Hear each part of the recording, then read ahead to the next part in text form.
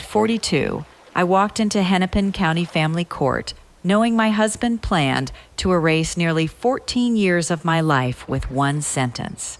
Graham leaned close, while the woman he had been traveling with sat directly behind him and whispered, "You'll leave with nothing." He believed Northbridge Systems belonged entirely to him because he had registered it before our marriage. What he did not mention was the $32,500 from my premarital savings that had kept his company from missing payroll. He did not mention the years I paid nearly every household bill while he took almost no salary. And he certainly did not expect Judge Judith Keene to open Northbridge's own corporate ledger and find my name still written inside it. By the time she looked up at him, Graham's confidence was already beginning to crack. Chapter 1. The name had thought he hatterazed by the time Graham Whitaker leaned toward me in Hennepin County Family Court and told me I would leave with nothing. I had spent nearly 14 years learning what happened when a promise was repeated often enough to feel permanent, then denied the moment honoring it became inconvenient. He said it quietly, just before the judge entered, with the same calm confidence he used when speaking to investors. "You will leave with nothing." I kept my eyes on the files arranged across the table in front of me. Bank statements, tax returns, mortgage records, emails, corporate ledgers. Every folder carried an exhibit number. Every page had been reviewed by my attorney, Dana Holloway, and provided to Graham's legal team through discovery. I did not answer him. My hand rested on a thin envelope containing a 2-page chronology Dana had prepared. There was nothing secret inside it. No surprise witness. No document pulled from a locked drawer at the last possible moment. It was simply a timeline that placed records beside one another in the order they had occurred. That was what made it dangerous. Behind Graham sat Sloan Mercer, Northbridge Systems Vice President of Strategic Partnerships. She wore a cream-colored suit and watched me with a quiet sympathy. People reserve for someone they believe has not yet accepted defeat. The ocean's She raw did not power laugh is or on whisper full display, anything cruel. a She force did that not shapes need our to. natural world. Her presence beside the man who was still legally my husband said enough. Graham sat back as the courtroom deputy called the room to order. His attorney, Richard Ames, opened a leather portfolio and stood when Judge Judith Keene entered. Richard was not careless. He had handled complex divorces involving private businesses before, and the argument he presented sounded reasonable when heard without the history behind it. Northbridge Systems had been registered in October 2010. Graham and I had married in June 2011. I had never owned company stock. I had never been listed as an employee, officer, director, or board member. Graham had developed RootCorp, recruited the engineers, negotiated with investors, hired the staff, and managed the company's expansion across 3 states. Richard asked the court to recognize Graham's premarital interest in Northbridge and reject what he described as an attempt to transform ordinary marital support into corporate ownership. Graham looked at me when Richard finished. His expression said the same thing his words had said minutes earlier. The company was his. The story was his. I had simply been nearby while he built it. Dana rose without rushing. She explained that I was not claiming to be Northbridge's legal founder. I was not asking the court to place me in an executive role or hand me control of the company. She asked permission to use the chronology as a summary of exhibits already produced in discovery. Richard confirmed that his office had received a copy. Judge Keene nodded and reminded both sides that she would compare each entry with the underlying records. Dana handed the chronology to the clerk. The judge read the first line, then reached for the corresponding bank statement. February 17, 2012. $32,500 transferred from Leona Whitaker's premarital savings to the Northbridge Systems operating account. For the first time that morning, Graham stopped looking at me. Judge Keene examined the statement from the savings account I had opened years before our marriage. The withdrawal appeared at 9:14 in the morning. Later that day, the exact amount appeared in Northbridge's operating account. Payroll had been processed the following morning.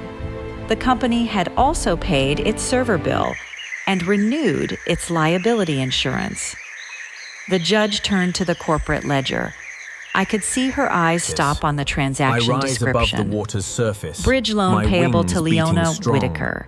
My name had once existed in Northbridge's official books. The ocean's raw power is on full display. Not as a shareholder, not as a co-founder, as the person who had provided the money that kept the company alive when its account was nearly empty.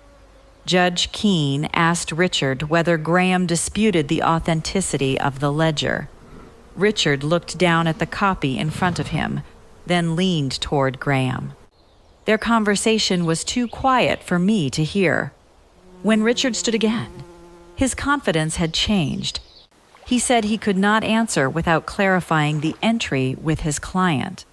Graham had described the $32,500 as a gift made between spouses, not as a loan formally recorded by the company. Richard had not failed to review the discovery. The transfer and the ledger had appeared in different document sets. He had relied on Graham's explanation that the accounting language was an old internal notation that no longer represented an obligation. Dana's chronology placed the withdrawal, deposit, expenses, and ledger entry side by side. For years, Graham had counted on those facts remaining separated. I had first met him in Minneapolis in 2010 when I was 27 and working in financial controls for a regional health system. Graham was 29 and building a logistics platform no one had heard of. Camille Ross, an old college friend of mine, introduced us at a small birthday dinner.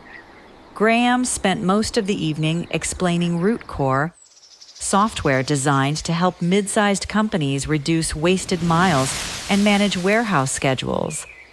He had no stable clients and almost no revenue, but he spoke about the company as if he could already see the finished building while everyone else was staring at an empty lot. What drew me to him was not ambition alone. It was the way he said we. We will figure it out. We will build something that lasts. We will look back at these years and be grateful we did not quit. Northbridge Systems was registered in October 2010. Its first-year revenue was less than $18,000. There were no full-time employees. Graham rented a cramped office in St. Louis Park with folding tables, an aging computer, and a server plan that threatened to shut down whenever the monthly payment was late. I did not immediately invest in the company. I kept my savings separate, continued working, and insisted that Graham maintain business records distinct from our personal finances. We married in June 2011. Our agreement was simple. I would provide stability for a few years while he built RootCore. He told me that although the registration documents carried only his name, the future we were creating would belong to both of us. Is on full display. In February 2012, an investor delayed funding that Graham had expected to receive. Northbridge could not cover its contractors, server fees, and insurance. I came home one evening and found Graham sitting at our kitchen table with a spreadsheet open and his hands pressed against his face. He said he was going to close the company before he allowed people to work without being paid. The $32,500 in my savings account represented years of careful choices. It was my emergency fund, accumulated before our wedding. It was the money that allowed me to believe I would be safe if life changed without warning. I transferred almost all of it. Graham did not force me. I did it because I loved him and believed the company's survival was part of the future we had promised each other. I had only one condition. The money could not disappear into the marriage as if it had never existed. Eileen Park, Northbridge's part-time bookkeeper, recorded it as a bridge loan payable to me. Graham agreed with the wording. He told Eileen that if the company ever succeeded, he did not want his wife's money forgotten. Back in the courtroom, Judge Keene placed the ledger beside the bank statements. She looked directly at Graham. If this was merely a gift between spouses, why does your company's own ledger record it as a loan payable to Mrs. Whitaker? Graham turned toward Richard. For the first time since he entered the courtroom, he had no prepared answer. Behind him, Sloane lowered her eyes. I looked at my name on the ledger and understood something Graham had not considered when he told me I would leave with nothing. He had spent years erasing me from the story he told about Northbridge. But he had forgotten that, long before success taught him to rewrite the past, he had written my name into the books himself. Chapter 2. What it cost to keep his dream alive. What the ledger did not show was how many years passed before Northbridge became valuable enough for Graham to pretend it had never needed me. The $32,500 kept the company open, but it did not make Rootcore successful overnight. For the next 42 months, Graham drew almost no salary. Northbridge earned enough to survive, then enough to hire one more contractor, then barely enough to survive again. During that time, my paycheck became the foundation under everything else. I paid the mortgage, utilities, groceries, health insurance, and most of our daily expenses. Years later, Dana would trace $124,680 directly through bank statements and household records. The ocean's raw power At the time, is on full I did display. not count it as A evidence. force that shapes I our counted natural it as world. marriage. One evening, I came home after 10 hours at the hospital system and found Graham at the kitchen table with his laptop open. He had been staring at the same spreadsheet so long the screen had dimmed. A client had delayed a payment. Without it, he could not afford a flight and hotel for an investor meeting in Chicago. "I can cancel," he said. "There will be another meeting." I set my bag down and looked at the figures. There would not always be another meeting. We both knew that I opened our household budget and moved several payments around. I delayed a repair on my car, paid the mortgage early, and covered the insurance premium before Graham could suggest taking money from Northbridge. "You are going to Chicago," I told him. "We cannot keep doing this." "We are not doing this forever."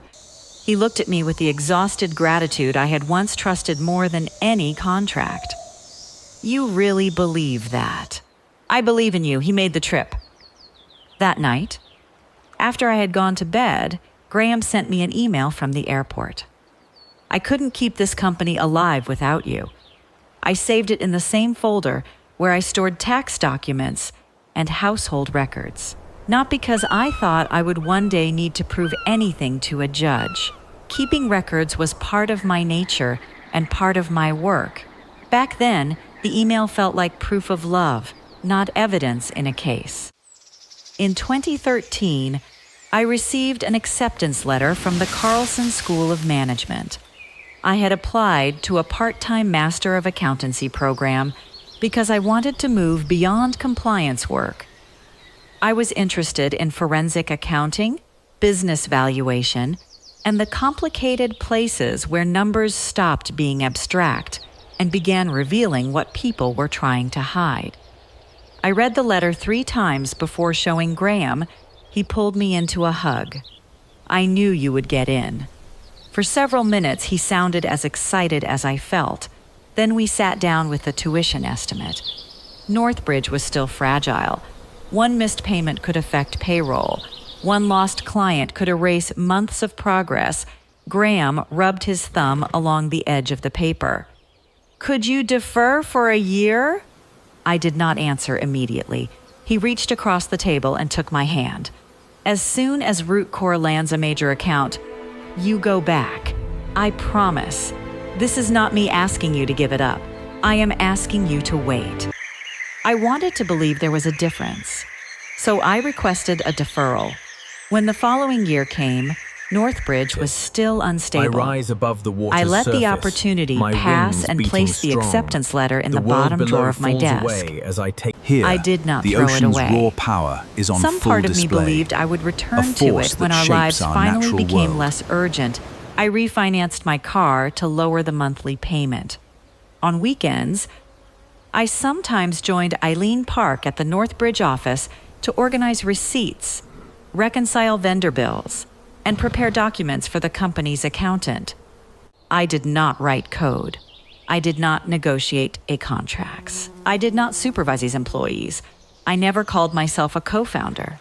What I did was make it possible for Graham to spend his days building RootCore without wondering whether our health insurance had lapsed or whether the mortgage payment would clear.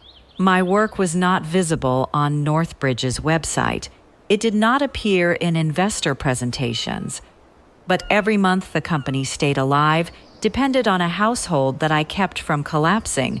In 2016, RootCore finally landed the contract Graham had been chasing for years. A regional food distributor agreed to install the system across several warehouses. The contract brought Northbridge steady revenue and gave other companies enough confidence to sign. For the first time, Graham began receiving a regular salary. Northbridge moved into a larger office in St. Louis Park. The folding tables disappeared. Employees had real desks, company health plans, and name badges. At the opening reception, I stood near the entrance and watched people carry laptops into conference rooms that had not existed a few years earlier. I remembered Graham at our kitchen table, prepared to close the company because he could not make payroll. He came over, took my hand, and looked around the room. "We made it," he said. He meant it then. That was what made everything that came later so difficult to accept. From 2017 through 2021, Northbridge expanded into Wisconsin and Illinois. New investment rounds reduced Graham's ownership to 40%, but the value of his shares grew with every contract. He began appearing at logistics conferences and business panels. People introduced him as a self-made founder who had built a regional technology company from nothing. At first, I smiled when I heard it. I knew how hard he had worked. I did not need my name in every speech, but over time, the language changed. Our future became my company. The sacrifices we had made became the risks he had taken. At dinner, Graham no longer asked about my work. He reported Northbridge's quarterly numbers, board concerns, and potential investors as if I were an audience rather than his wife. When I brought up graduate school again, he looked genuinely confused. The world Why below would you falls need away another as I degree take now? here. The Because ocean's I still raw power want it. is on full We are display. financially secure. A force that shapes you already our have a natural good world. position. That was never the point. He sighed as though I had introduced an unnecessary problem. You would spend years studying for something you do not need. The promise had once been that I could pursue my dream after Northbridge succeeded. Now Northbridge's success had become the reason my dream no longer mattered. In 2021, the company held a gala to celebrate its expansion into a third state. Owen Price praised Graham for surviving the early years and turning RootCore into a regional platform. Graham thanked the investors, engineers, sales team, and operations staff. He did not mention me. Camille found me after the speech. He thanked the caterer before he thanked you. It was a company event. You paid his mortgage while he built the company. Our mortgage. She studied my face. You always correct the wording when it protects him. Later, I heard a guest ask Graham whether I had worked at Northbridge during its early years. Graham smiled. Leona wasn't involved in the business side. She had her own career. The sentence was technically true. That was why it hurt. He had learned how to remove me without saying anything that sounded like a lie. On the drive home to Edina, I asked him why he spoke as though I had never been part of those years. "You are taking this personally," he said. "It was personal. You supported our household.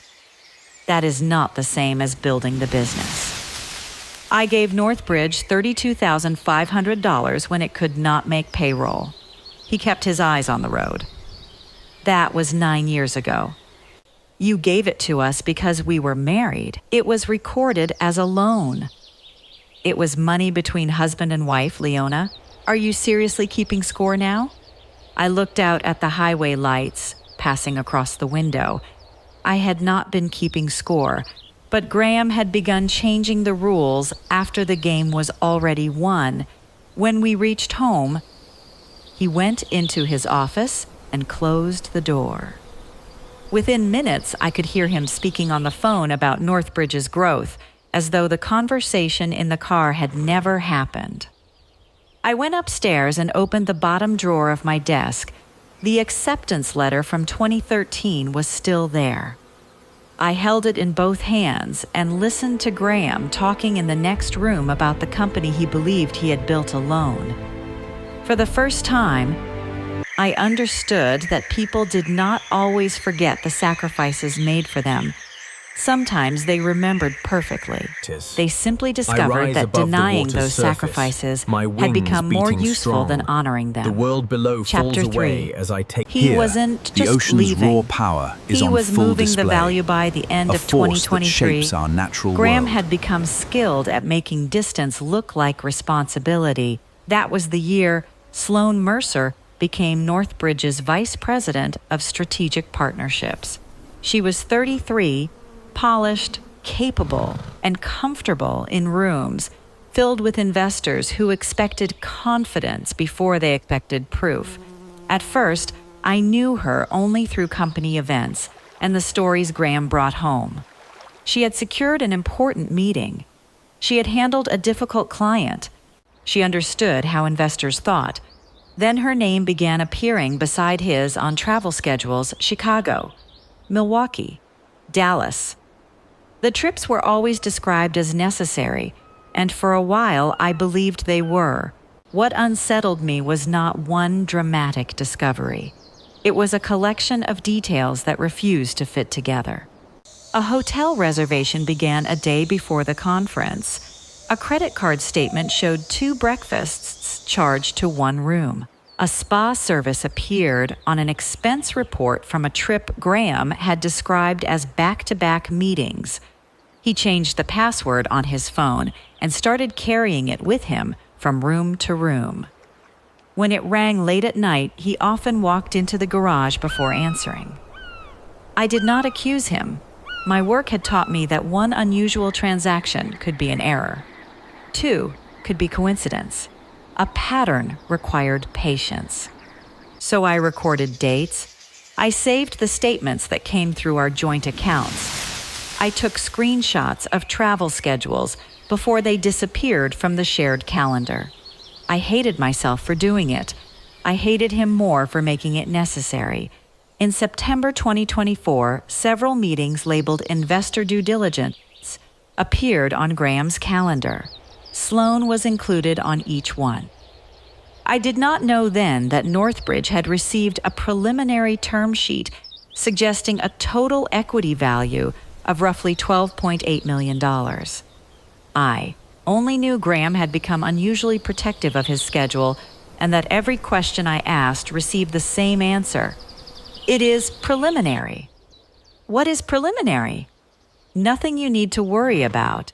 By January 2025, the marriage had become a house where every door was closed. One evening, I heard Graham speaking in his home office. The door was not fully shut. He was not talking to Sloan.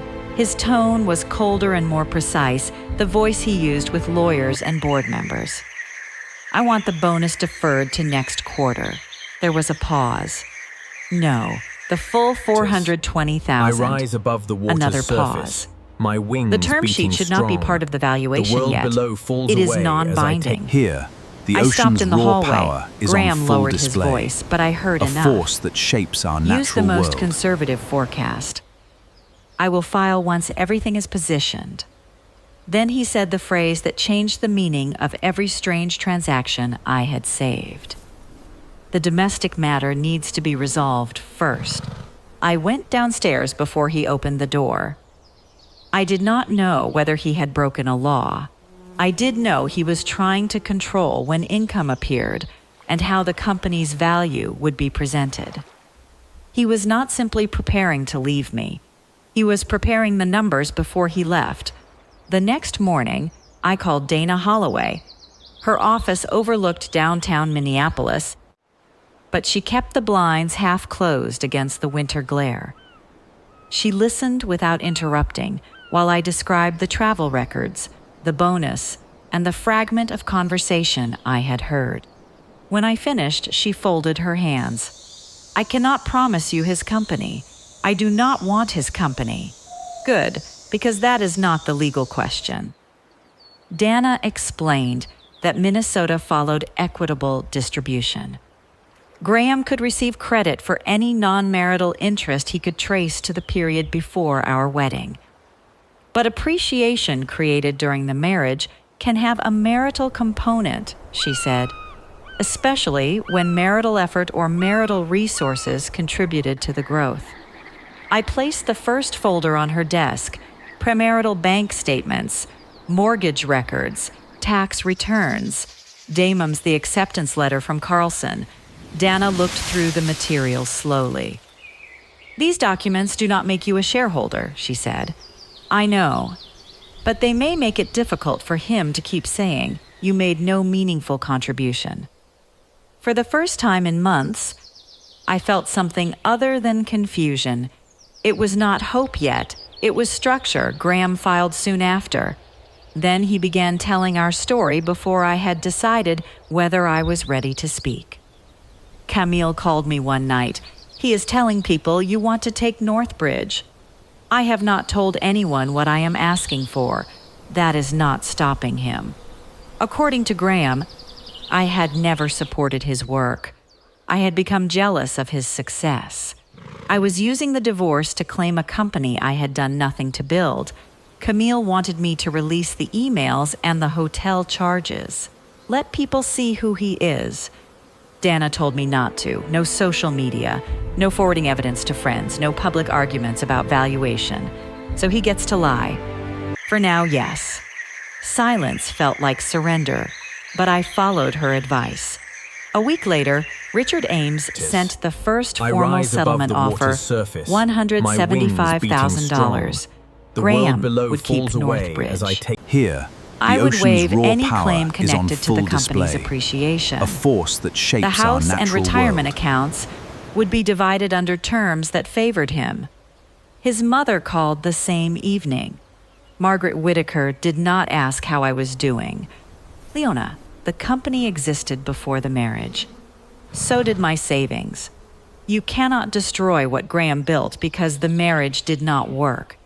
Do you know who paid his health insurance when Northbridge could not pay him?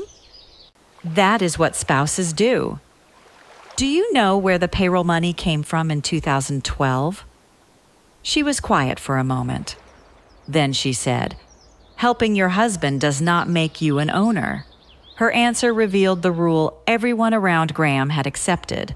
When he needed my money, time, and stability, they were marital duties. When the value had to be divided, those same contributions became irrelevant. Dana requested Northbridge's early ledgers, compensation records, valuation materials, and recent investor communications. Richard produced thousands of pages based on what Graham had given him, and buried among them was the same entry Graham still described as a gift. Because the accounting language mattered, Dana contacted Eileen Park through counsel. I did not call her or coach her. Eileen authenticated the ledger and read the entry aloud. Bridge loan payable to Leona Whitaker. Dana asked what that meant in ordinary accounting terms. That Northbridge recognized an obligation to her, Eileen said. It was not booked as a gift. She also remembered Graham insisting that my name remain on the entry so the money could not disappear if the company succeeded. The contradiction was simple. The man now calling the transfer a marital gift had once instructed his own bookkeeper to preserve it as a debt. Dana and I built the chronology one line at a time. $32,500 from premarital savings, 42 months of household expenses, $124,680 in traceable support. 2 emails in Graham's own words, the ledger entry, his valuation of Northbridge at $4.6 million. We marked the deferred bonus and possible term sheet as issues requiring further discovery, not proven conclusions. The night before the hearing, I returned to the Adina house. Most of Graham's clothes were gone. The empty half of the closet made the marriage look cleaner than it had ever felt. He was standing in the kitchen when I came downstairs. "You should take the offer," he said. $175,000 for nearly 14 years for a company you never owned. The world below I do not falls need away to take as your I company. Here, the He ocean's folded his raw arms. power is on full Then what do display. you want? A force that I need shapes you to our stop natural pretending world. it grew without me. His expression barely changed. Feelings do not belong in a business valuation. He was right about that. Feelings were not enough. But bank statements were. Ledgers were. After Graham left the kitchen, I placed Dana's chronology inside the thin file envelope and sealed it. By then, I understood exactly what he had been doing. He was not only leaving the marriage. He was trying to move income beyond the filing date, reduce the company's value on paper, and make nearly 14 years of my life disappear at the exact moment a court was finally being asked to measure them. The next morning, I carried the envelope into Hennepin County Family Court. Graham arrived believing I would leave with nothing. He still did not understand that the documents in my hands were not an attempt to take what belonged to him. They were proof that he had already tried to take what belonged to me. Chapter 4. The Ledger, the Term Sheet, and the Story he Colden. Keep Judge Keene waited while Graham leaned toward Richard and whispered something I could not hear. When Richard stood again, he said, the wording in the ledger had been an internal accounting choice and that I had never requested repayment. Dana did not argue that Northbridge owed me $32,500 as a separate debt. That is not the issue before the court, she said. The issue is whether Northbridge was entirely self-funded and whether Mrs. Whitaker made no meaningful financial contribution. She placed the 3 exhibits together. My premarital bank statement, the matching deposit into Northbridge's operating account, the ledger entry recording a bridge loan payable to me. Richard objected when Dana referred to it as founder funding. Mrs. Whitaker was not a founder. Dana nodded. Then I will call it documented bridge funding provided by Mrs. Whitaker. Judge Keene accepted the distinction. I was not asking the court to rewrite Northbridge's incorporation documents. I was asking it not to accept Graham's rewritten history. Dana moved to the next section of the chronology. From February 2012 through July 2015, my income had covered $124,680 in traceable household expenses, while Graham drew almost no salary. Richard called them ordinary marital obligations. Dana did not disagree. She is not claiming that paying a mortgage automatically created corporate stock, she said. My wings She is showing that Mr. Whitaker was able to reinvest his labor and the company's limited resources because Mrs. Whitaker carried nearly the entire household for 42 months. Judge Keene looked at Graham's sworn disclosure. The statement says Mrs. Whitaker made no significant contribution to the business or its growth. Richard shifted slightly. The judge continued. That statement does not appear consistent with the financial record. Graham's jaw tightened. Dana then opened the email exhibits. The first was the message he had sent after the Chicago trip. I couldn't keep this company alive without you. The second had been written 2 years later. Someday, everything we're building will belong to both of us. Graham finally spoke. Those were messages between a husband and wife. They were not ownership agreements. Dana turned toward him. No one has described them as stock certificates. She faced the judge again. They show that Mr. Whitaker understood the financial role his wife was playing when Northbridge was struggling. That directly contradicts the position he is taking now. Judge Keene asked Graham whether he had written both emails. He looked at Richard, then back at the bench. Yes, that single word changed the room. The man sitting across from me could dismiss my memory. He could call my sacrifices ordinary. He could tell friends I had never helped him. But he could not deny his own words. Dana then turned to the valuation.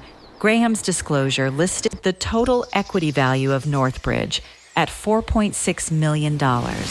Dana did not accuse him of fraud. She asked why a company operating across 3 states with new investor activity and expanding contracts had been valued using its most conservative projections. Richard said the figure came from the information Northbridge had provided. Dana requested supplemental discovery. She identified the deferred $420,000 bonus, the investor due diligence meetings on Graham's calendar, and 2 recently signed contracts that did not appear fully reflected in the forecast. Then she mentioned the possible term sheet. Sloan had been watching Graham throughout most of the hearing. When Dana referenced investor due diligence from September 2024, Sloan stopped looking at him. Dana did not accuse her of hiding anything.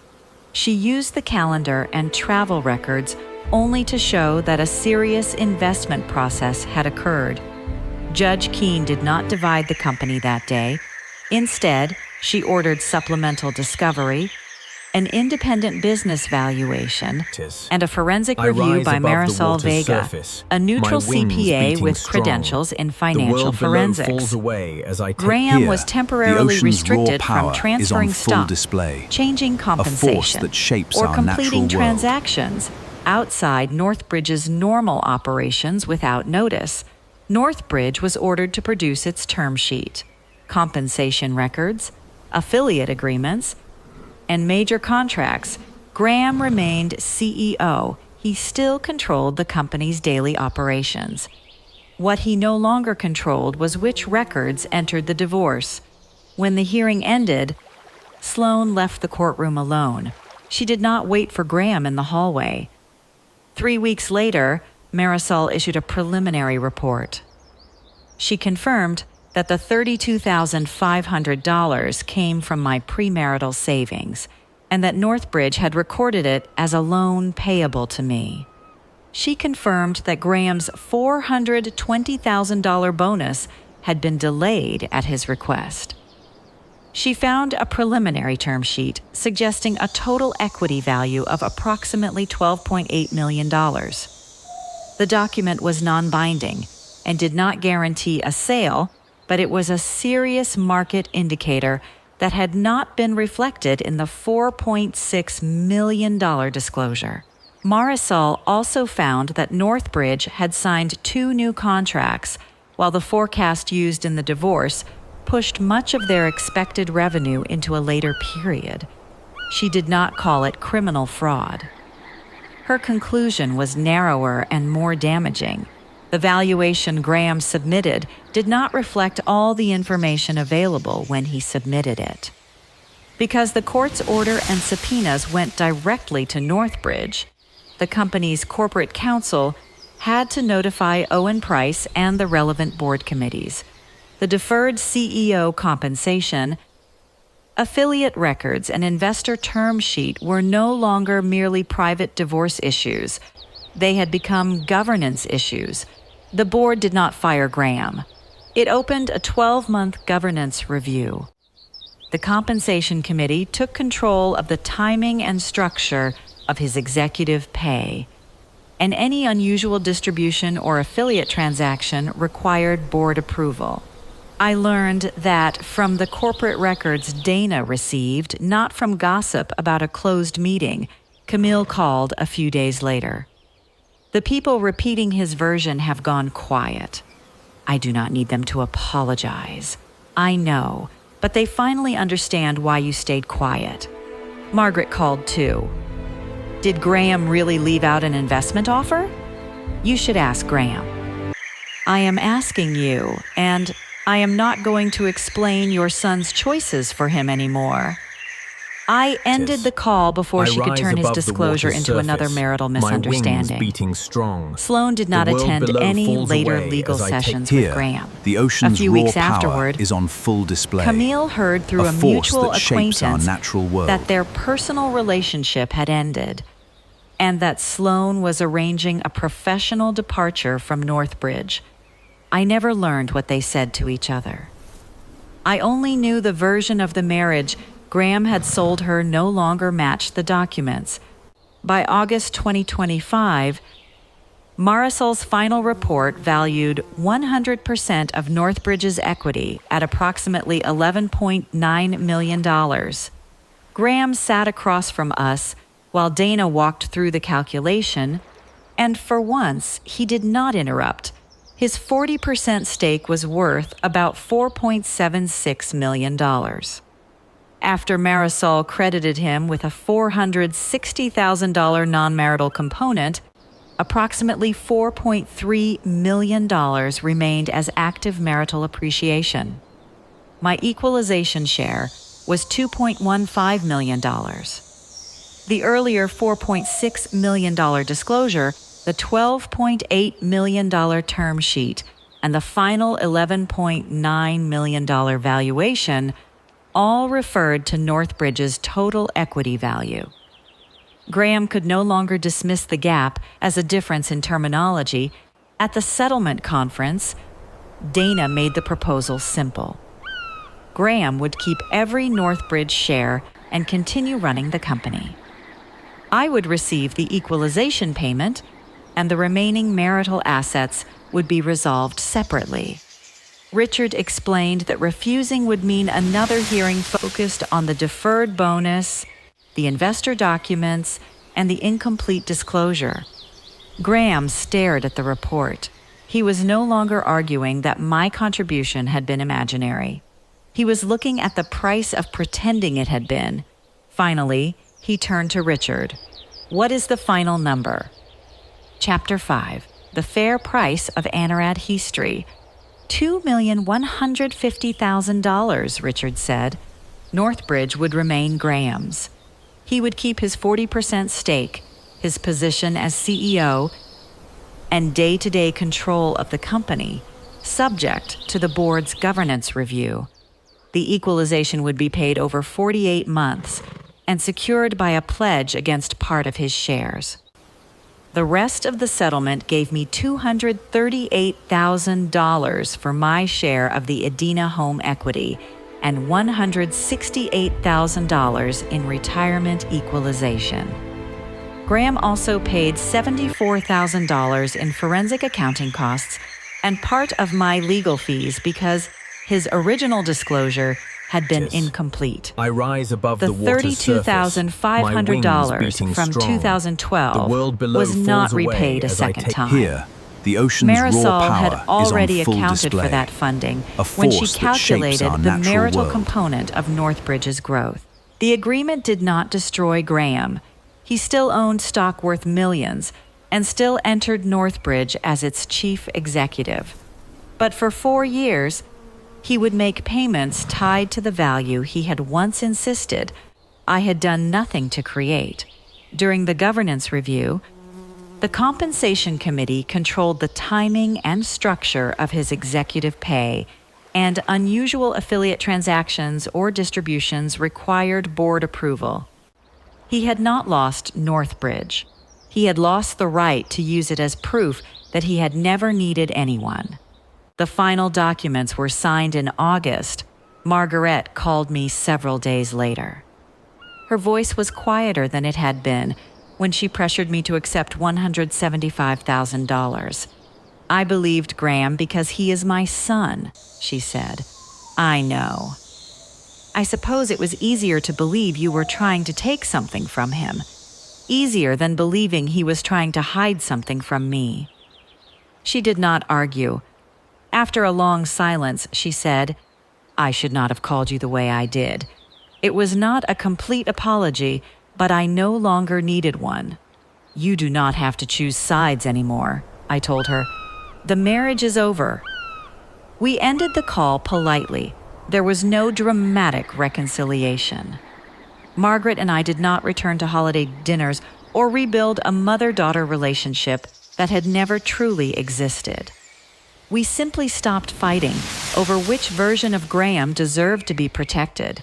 I never confronted Sloan. Camille later told me their personal relationship had ended and that Sloan left Northbridge after completing a professional transition. I did not ask for details. She was responsible for becoming involved with a married man, but Graham had also sold her the same edited story he sold everyone else: a dead marriage, an uninvolved wife, a self-made company, a divorce that would cost him almost nothing. Once the records collapsed that story, whatever future he had promised her collapsed with it.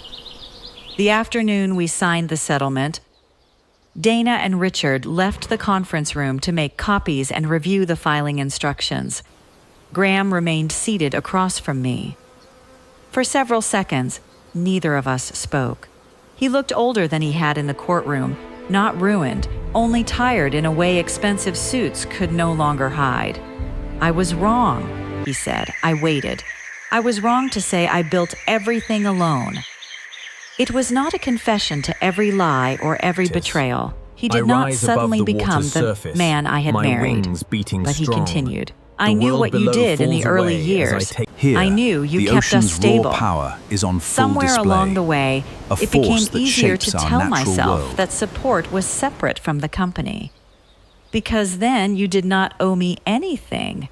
Because then leaving you felt easier to justify." He looked down at the settlement papers. "I am sorry I made what you did seem insignificant.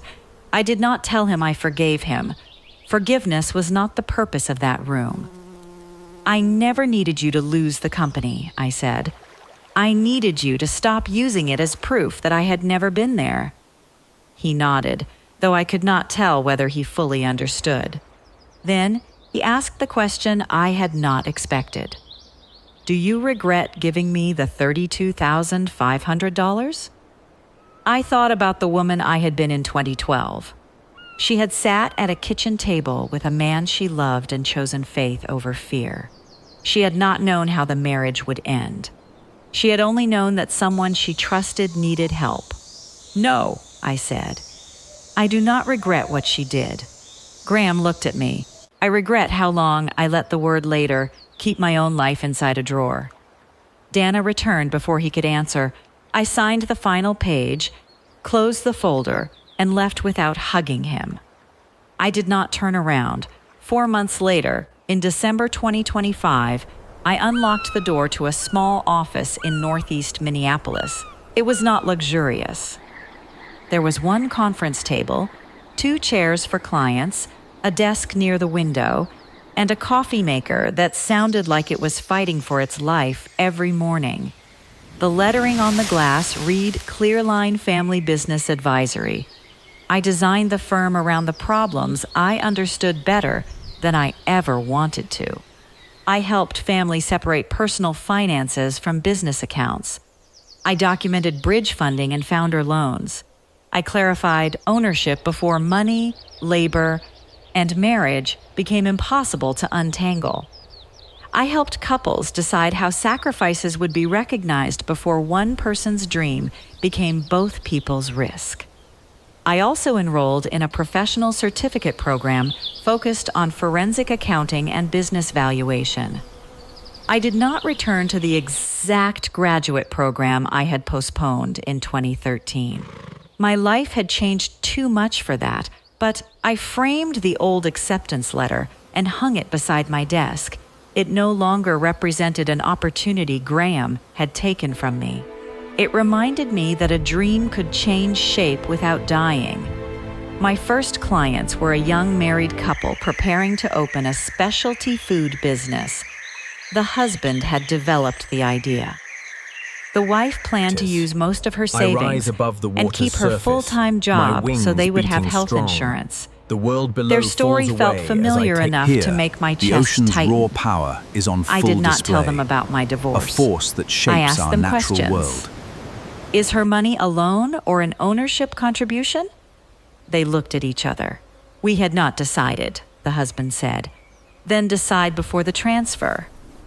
I asked how ownership would be divided, who would receive compensation, and how they would recognize the income and opportunities each person might give up. The wife looked uncomfortable. Does putting all of this in writing mean we do not trust each other? No, I said. It means you respect the trust enough to protect it. Clear records did not destroy love. They protected love from selective memory, shifting power, and the version of history's success might someday make convenient. At the end of my first full day, I turned off the office lights and locked the door. My name appeared in the reflection of the glass above the words, Clearline Family Business Advisory. Graham had once tried to erase me from the story of Northbridge. In the end, I did not need my name on his company.